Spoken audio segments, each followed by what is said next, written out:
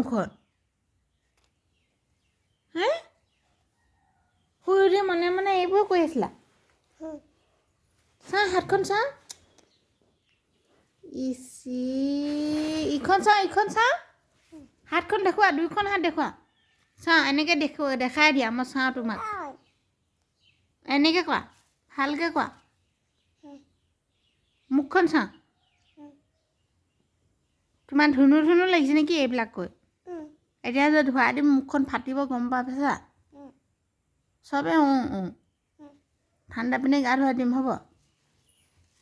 কোৱা